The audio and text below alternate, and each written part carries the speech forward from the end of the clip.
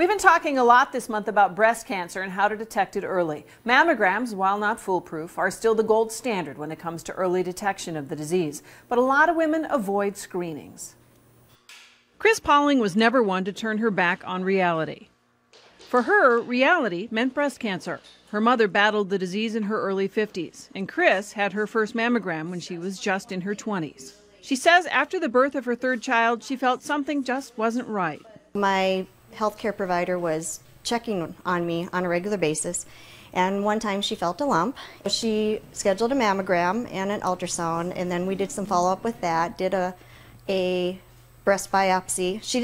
They didn't think it was cancer. They saw something, but they weren't sure what it was. I had a really aggressive type. It was a HER2 positive, and if you don't catch that soon enough, it can definitely go into stage 3, 4, and be very life-threatening.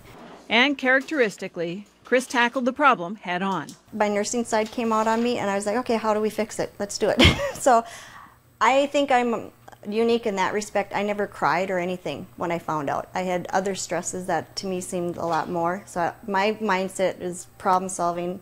Let's fix this. Because if you catch it early enough, it's very doable. As you can see, I'm still here today. In Chris's case, that meant a double mastectomy, a hysterectomy, and chemotherapy. So there's many different treatment options out there.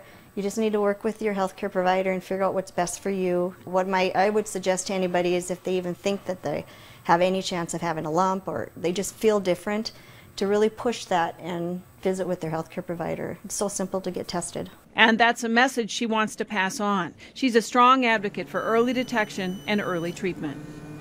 The aunt that has breast cancer, maternal or paternal? It's my mom's. Mom's, okay. Julie JESKE heeds that advice. She's very faithful to her annual mammogram. And so far, so good. All of my mammograms have come back good. I've never had to have a second view done. Not everybody takes the approach that Julie has taken. The Susan G. Komen Foundation says fewer than half of women aged 40 to 85 get an annual mammogram, even if they have insurance that will cover it.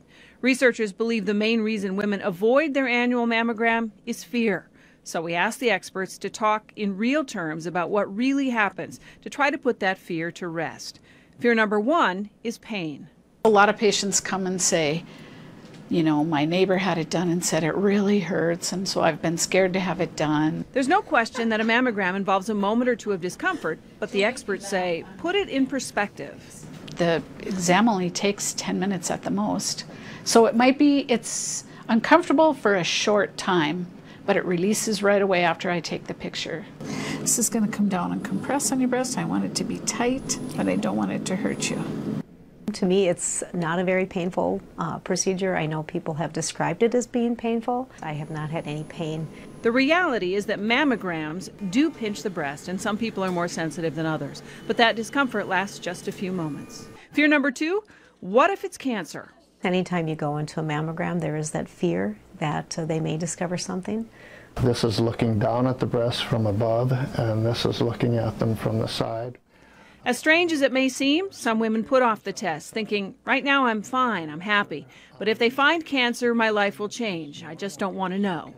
Why would you be afraid to find a cancer early when you have a chance of a cure? And then there's that wait to hear the results. Even worse is the callback to have the test redone.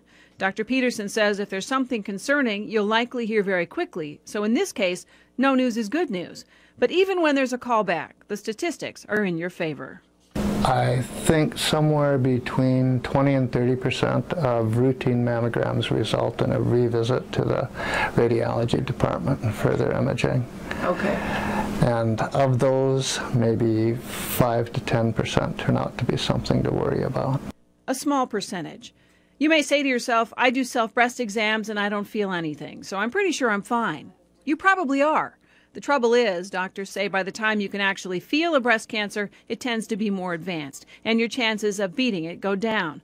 Mammography can catch a cancer long before you can feel it, when it really is just specks. The American Cancer Society recommends women begin getting regular mammograms starting at age 40. That number's been somewhat controversial recently, but Julie and Chris agree, better safe than sorry.